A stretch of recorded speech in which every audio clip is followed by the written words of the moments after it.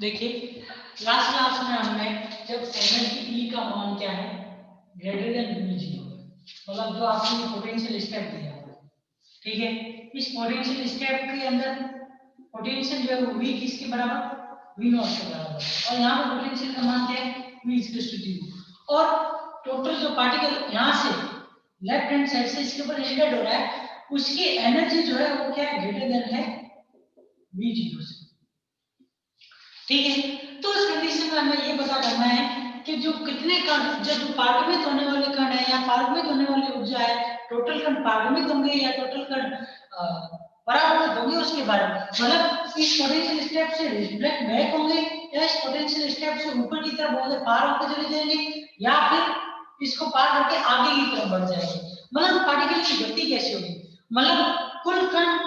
इस स्टेप को पार कर जाएंगे या फिर वो इस स्टेप से वापस रिफ्लेक्ट बैक होंगे, ये चीजें हमें पता करनी है। और उस आधार के ऊपर जो हमने फंक्शन निकाला था साइन फर्स्ट, उसका मान किसके बराबर आया था a e की power iota kx plus b e की पावर माइनस का आयोटा kx, ठीक है। ये तो किसको प्रदर्शित करता है इंसिडेंट को, ये रिफ्लेक्शन को, और एक और हमने जो साइन सेकंड जो सेकंड फील्ड के अंदर यहाँ पे जो सेकंड क्षेत्र है इसके अंदर जो हमने वेव फंक्शन निकाला था वो क्या आया था c e की पावर आयोटा बीटा x, जो कि किसको प्रदर्शित करता है पारगम्यता, क्योंकि सेकंड फील्ड के अंदर जो कण आ रहा है वो इस पोटेंशियल स्टेप को पार करके इस पोटेंशियल स्टेप के अंदर की तरफ से आगे की तरफ गमन कर रहा है, मतलब वो यहाँ से क्या हो चुका है अपवर्तित हो चुका है या फिर पारगमित हो गया है, उसकी गति के लिए जो तरंग समीकरण जो था वो साइन सेकंड बराबर क्या था c e की पावर आयोटा बीटा x। इन दोनों तरंग फलन के अंदर हमने क्या निकाली जगह थी परिसीमा प्रतिबंधक है, ठीक है। और परिसीमा प्रतिबंध लगा के हमने जो इनके अंदर परिसीमा प्रतिबंध की सहायता से a b और c के बीच में जो रिलेशन निकाला था उसमें रिलेशन में b अपॉन a जो था वो किसके बराबर आया था आपके beta k minus beta upon k plus beta आया, और वहीं पे c अपॉन a का जो रेशियो है वो क्या आया था 2k upon k plus beta. ये दो रिलेशन निकले थे जहां पे आपको मालूम है k की वैल्यू कितनी थी √2 me अपॉन h का स्क्वायर, और बीटा की वैल्यू जो थी वो क्या थी √2 me minus v0 upon h का स्क्वायर, ये दो। अब देखो इस बीटा b अपॉन a और c अपॉन a यहां से हमको दो रेशियो मिल गए जिसमें b और a के बीच में c और a के बीच में रिलेशन प्राप्त हो गया, ठीक है। अब हमें ज्ञात क्या करना है r करना है, r जो है वो किसके बराबर होगा परावर्तित प्रायिकता धारा घनत्व अपॉन नीचे क्या आएगा आपतित प्रायिकता धारा घनत्व के बराबर आएगा। दूसरी चीज p किसके बराबर आएगा पारगमित प्रायिकता धारा घनत्व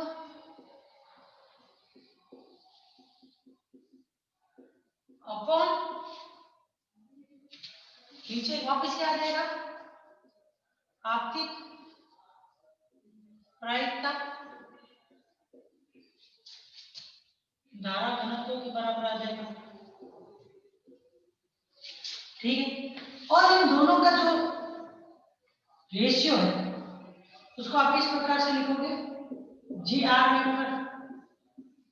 अपॉन जी आई वेक्टर, इस तरीके से इसका क्या होगा J T vector upon G I, ठीक है। अब देखो परावर्तन गुणांक और पारगमन गुणांक के सूत्र हमको मालूम है, ठीक है। और परावर्तन गुणांक और पारगमन गुणांक को ज्ञात करने के लिए आप लोगों को क्या करना पड़ेगा प्रायिकता धारा घनत्व का मान ज्ञात करना पड़ेगा। प्रायिकता धारा घनत्व j upon 2m iota sine star del sine by del x minus sign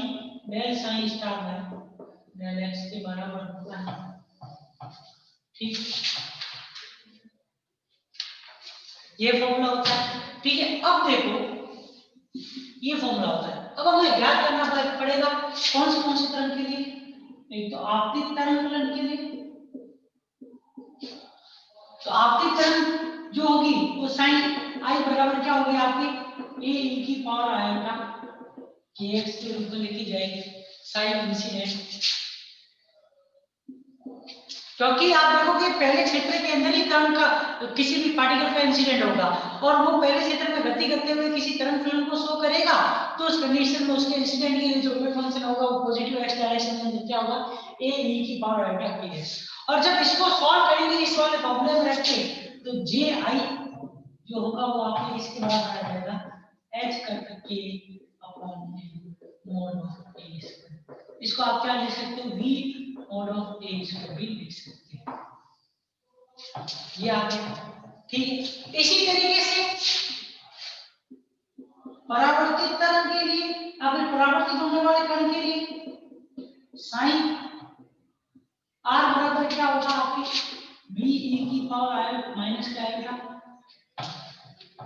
kx आएगा। और इसको जब लिखोगे मोड के रूप में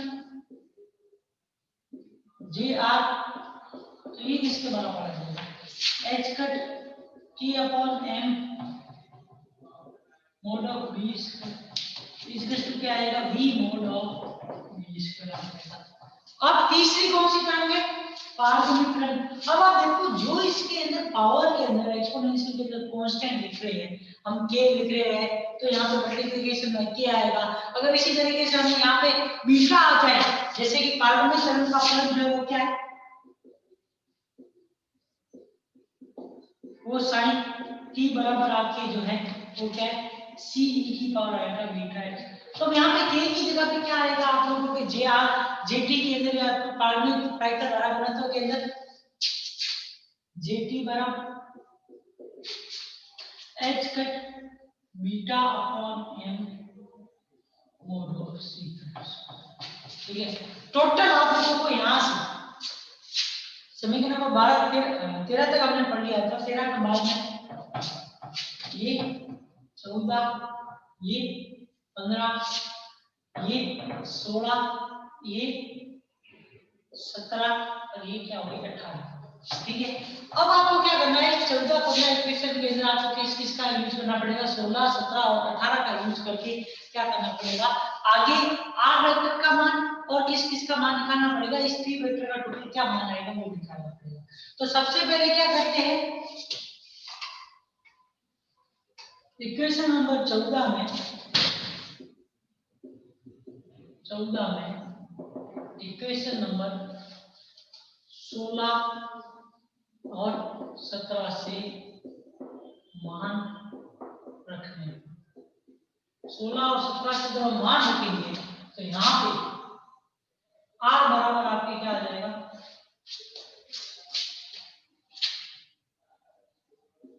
v mod of v square v mod of a square. v से v गया तो r बराबर क्या आ गया v अपॉन a का होल स्क्वायर जो कि v अपॉन a तथा v अपॉन a स्टार के बराबर है। ठीक है, अगर इनकी वैल्यू पॉजिटिव है तो कॉम्प्लेक्स कॉन्जुगेट के अंदर किसी प्रकार का कोई भी चेंज नहीं होगा और अगर b की वैल्यू b अपॉन a की वैल्यू अगर इमेजिनरी आ रही है तो उस कंडीशन में b अपॉन a का complex conjugate b upon a star के रूप में लिखा जाएगा। अब देखिए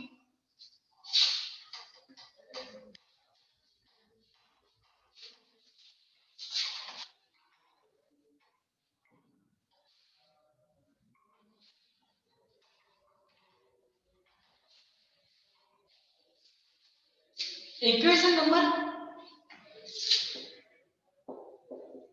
13 से b अपॉन a किसके बराबर है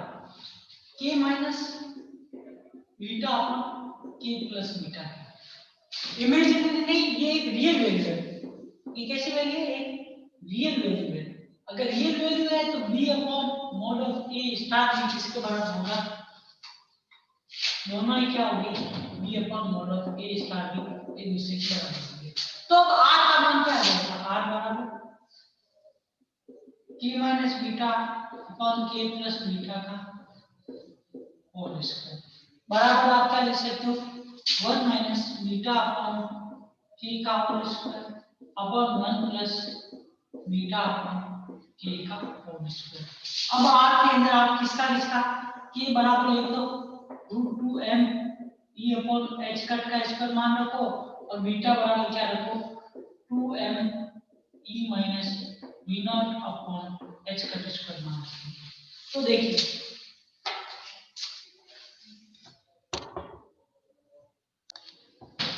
ठीक है, तो देखो यहाँ पे k का मान क्या है √2m e upon h cut का स्क्वायर तथा बीटा का मान क्या है √2m e minus v naught upon h cut का स्क्वायर। ठीक है, अब इसमें मान रखेंगे तो वैल्यू क्या आएगी 1 minus total root upon 2m e minus v naught upon नीचे h कट का square upon 2m e upon h cut का होल स्क्वायर का ऊपर पूरा होल स्क्वायर अपॉन नीचे क्या आ जाएगा 1 minus root 1 plus root 2m e minus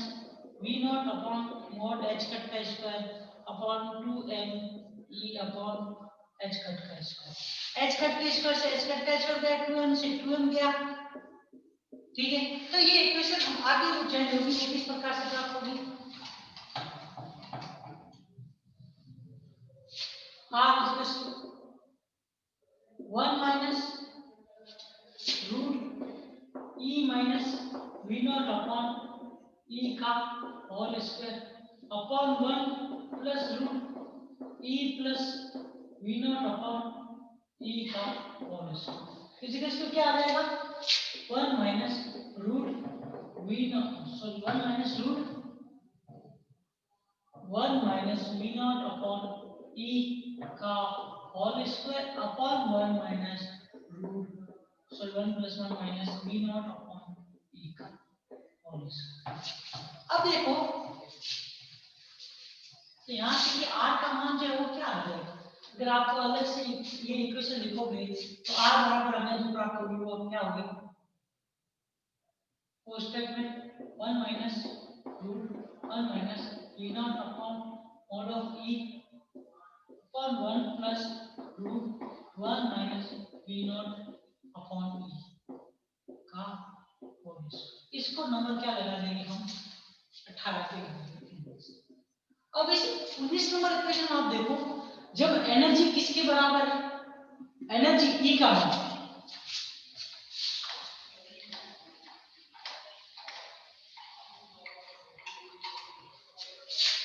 equation number 19 में जब पार्टिकल जो कि इंसिडेंट हो रहा है इसके ऊपर बाई तरफ से किसके ऊपर पोटेंशियल स्टेप के ऊपर अगर उसकी एनर्जी E किसके बराबर हो जाए v नॉट के बराबर हो तो उस कंडीशन में r किसके बराबर आ जाएगा 1 की, मतलब सभी कण क्या हो जाएंगे परावर्तित होंगे। लेकिन एक कंडीशन ऐसी यदि एनर्जी E क्या है बढ़ती जाए बढ़ना शुरू हो और उसका मान E क्या हो जाए ग्रेटर देन v नॉट हो जाए तो उस कंडीशन में क्या होगा कुछ कण क्या हो जाएंगे कण ही क्या हो पाएंगे परावर्तित हो पाएंगे।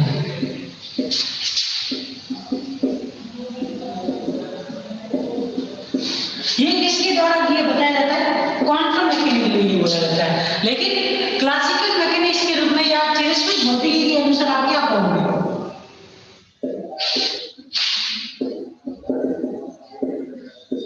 पूर्ण पार्टिकल क्या होना चाहिए पूरे कण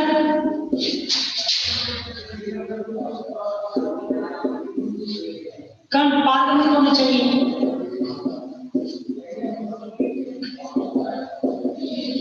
पर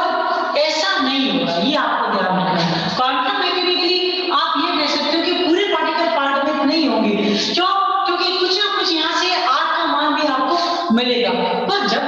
क्लासिकली आप देखते हैं तो क्लासिकली जब भी एनर्जी का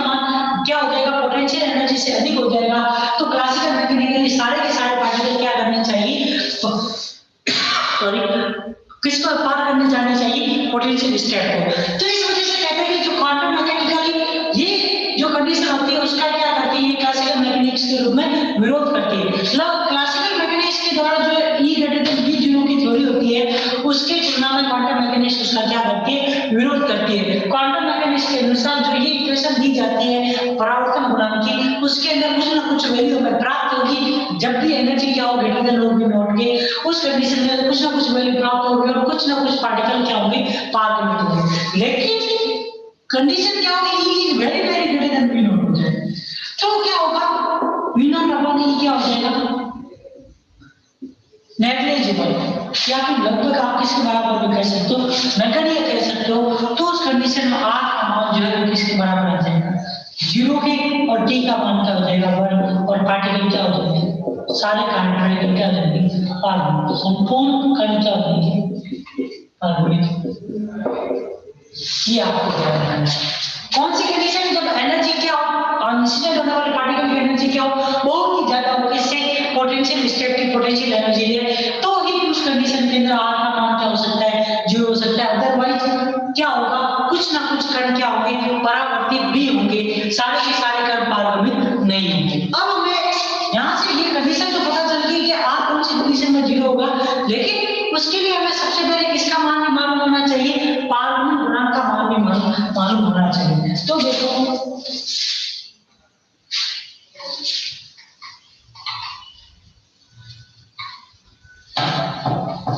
पारगमन गुणांक का मान ज्ञात करना है, तो उसके लिए हमें क्या करना पड़ेगा, यहाँ पर इक्वेशन नंबर 15 में T बराबर JT अपॉन JI में इक्वेशन नंबर 16 एंड 18 से मान,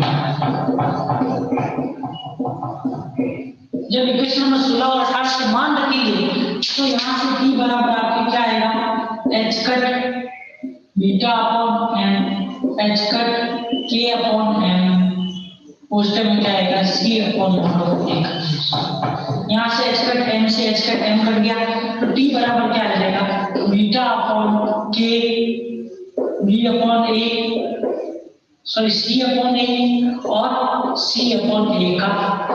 स्टार। अब ये c अपॉन a की वैल्यू किससे रखेंगे, इक्वेशन नंबर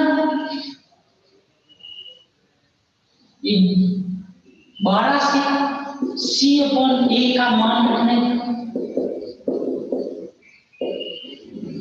और c अपॉन a की वैल्यू जो थी वो कैसी थी, रियल वैल्यू थी, और ये c अपॉन a जो था वो किसके बराबर था, 2k upon k plus beta. ये एक रियल वैल्यू है, इसमें कोई भी इमेजिनरी टर्म नहीं है। जब इमेजिनरी टर्म नहीं है तो c अपॉन a स्टार का मान भी क्या होगा, हमें ये प्राप्त होगा। अब इस समीकरण के अंदर c अपॉन a का मान रखेंगे तो क्या प्राप्त होगा,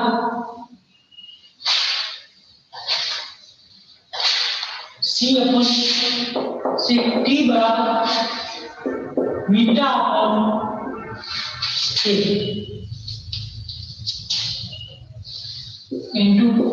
2k upon k plus beta का होल स्क्वायर। तो t बराबर क्या आएगा, और बीटा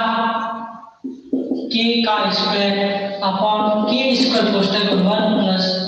बीटा अपॉन k का होल स्क्वायर। तो k के स्क्वायर से ये k का स्क्वायर गया, ठीक है। अब देखो t बराबर क्या आ रहा है, और beta upon 1 plus beta upon k का होल स्क्वायर, ठीक है। ये इक्वेशन प्राप्त होगी। अब यहाँ पर अब वापस से बीटा और k का क्या करना है, मान रखना है। जब बीटा और k का मान रखेंगे तो उस कंडीशन में t बराबर क्या आएगा, √2m e minus v naught upon h cut का square upon,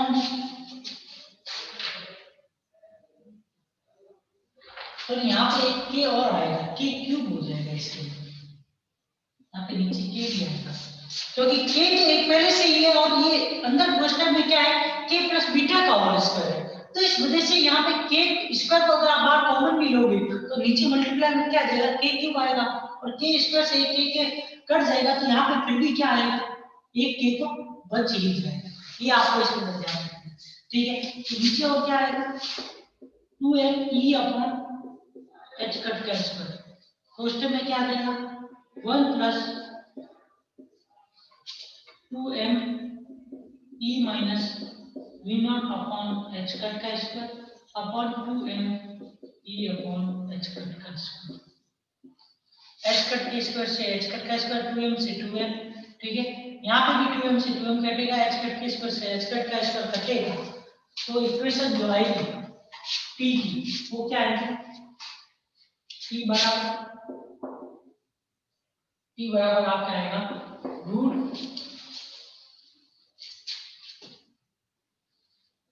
1 minus v naught upon e upon multiply में साथ में क्या आएगा, 4 दिया है, अपॉन नीचे रूट में क्या आ जाएगा, 1 plus root 1 minus v naught upon e का होल, ठीक है। ये इक्वेशन, अब इस इक्वेशन में आप देखो, अब इस इक्वेशन में आप देखोगे ना, इसको इक्वेशन नंबर 120 लगा दो, इसके अंदर इस इक्वेशन में आप e is very very greater than v0 कर दोगे, तो यहाँ पे ये t किसके बराबर है, 1, मतलब पूरे कट क्या हो जाएंगे, क्या हो जाएंगे, पार में वो जाएंगे। और जब energy is very very greater than v0 है तो उस कंडीशन में, जब सिर्फ energy e greater then v0 होगा तो उस कंडीशन में आपके r प्लस t का मान किसके बराबर आना चाहिए, 1 के बराबर भी आना चाहिए, वो भी हम पूरा कर लेंगे, वो भी आप प्रूव कर लेंगे यहाँ पर। तो देखिए आपको क्या करना है, इक्वेशन नंबर 19 और इक्वेशन नंबर 20 को क्या करना है, जोड़ना है।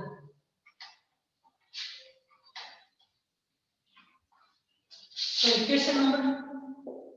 19 प्लस इक्वेशन नंबर 20, तो r plus t equals to क्या आएगा आपके root 1 minus v naught upon e, 1 minus का whole square upon 1 plus root 1 minus v naught upon e का whole square plus 4 root 1 minus v naught upon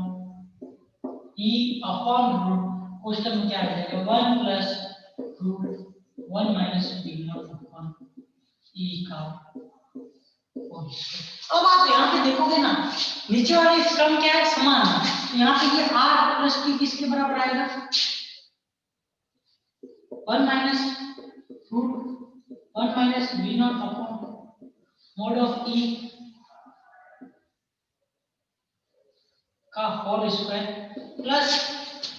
4 root 1 minus v naught upon e, और नीचे क्या आ जाएगा आपको 1 plus v naught upon 1 upon root 1 minus v naught upon e का। अब देखो ये जो है ऊपर वाली टर्म आप देखोगे a माइनस b का होल स्क्वायर प्लस 4ab जैसी, और जो कि किसके होता है, a प्लस b के होल स्क्वायर के बराबर, मतलब यहाँ पे a1 b a, तो उस कंडीशन में आप देखोगे 4a into b क्या होगा, और 1 into root 1 minus v naught upon e के बराबर आएगा। तो मतलब इसका कि ये इक्वेशन जो है ये किसके बराबर आ जाएगी, r प्लस t का मान,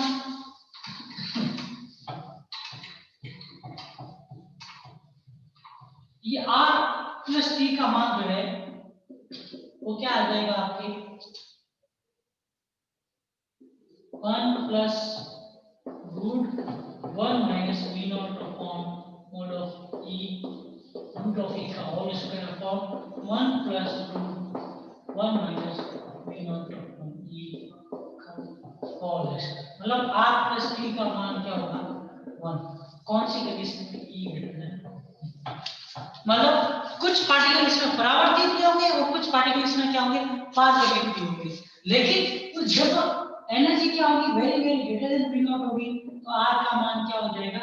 0 और T का मान क्या आ जाएगा 1। ये आपको इसके अंदर ध्यान रखना है और कुछ नहीं, ठीक है ना। अब देखो यहाँ पे आपकी जो पोटेंशियल स्टेप है उसके अंदर दो जो केस है, एक तो एनर्जी E